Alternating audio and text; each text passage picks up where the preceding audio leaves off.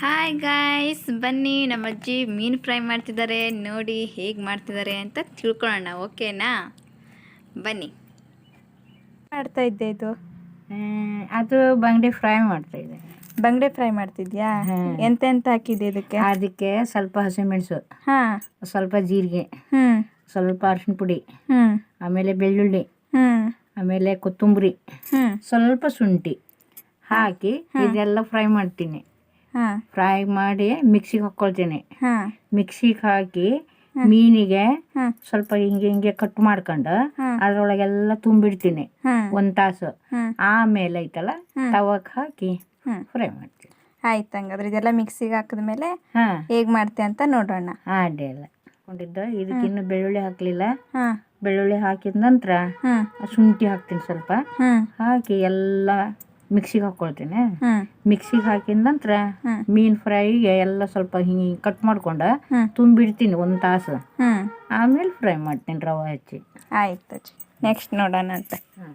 ಏನು ಹೇಳ್ತಾರೆ ಅಜ್ಜಿ? ಮಿಕ್ಸಿ ಹಾಕೊಂಬಂದೆ ಎಲ್ಲ ಎಲ್ಲ ಈಗ ಇದಕ್ಕೆ ಹಾಕೋದು. ಎರಡು ಪೆಪ್ಪರ್ ಕಾಳು ಹಾಕಿದ್ರೆ ಇನ್ನೂ ಒಳ್ಳೇದೆ. ಇದಕ್ಕೆ ರವೆ ಹಚ್ತೆ ಅಜ್ಜಿ?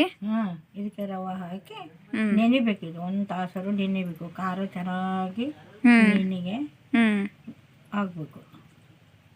ಆಮೇಲೆ ಒಂದು ತಾಸು ಬಿಟ್ಟ ಮೇಲೆ ಎಣ್ಣೆ ಹಾಕಿ ಬಾಣಲಿ ಒಳಗೆ ಮೇಲಿಂದ ಎಣ್ಣೆ ಹಾಕ್ಯಾರ ಮಾಡ್ಬೋದು, ಇಲ್ಲ ಎಣ್ಣೆ ಒಳಗಾರು ಬಿಡ್ಬೋದು. ಎರಡರಲ್ಲಿ ಒಂದು ಕೆಲಸ ಯಾವ್ದಾರು ಮಾಡ್ಬೋದು.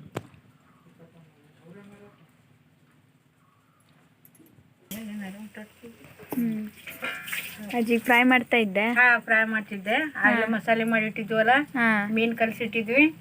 ಈಗ ಹಂಚಿನ ಮೇಲೆ ಹಾಕಿ ಫ್ರೈ ಮಾಡ್ತಾ ಇದ್ದೇವೆ. ಅದು ಕೆಂಪಾಗಬೇಕು. ಇನ್ನೂ ಎರಡು ಹಾಗೆ ಇದೆಯಲ್ಲ ಅಜ್ಜಿ? ಆಗಿದೆ. ಈಗ ಮಸಾಲೆ ಕಲಸಿಡ್ಬೇಕು. ಇದೆಲ್ಲ ಕೆಂಪಗಾದ್ಮೇಲೆ ತೆಗೆದು ಫ್ರೈ. ಇದೇ ಥರನೇ ಮಾಡ್ಕೋಬೇಕು ಫ್ರೈನ. ಓಕೆನಾ? ಬೇಯಿಸ್ಕೊಂಡು ತಿನ್ನಬೇಕಾಗತ್ತೆ. ಓಕೆ, ಬಾಯ್ ಎಲ್ಲರಿಗೂ. ಮುಂದಿನ ಚಾನಲ್ ಸಿಗ್ತೀನಿ. ಲೈಕ್ ಮಾಡಿ, ಸಬ್ಸ್ಕ್ರೈಬ್ ಮಾಡಿ, ಕಮೆಂಟ್ ಮಾಡಿ.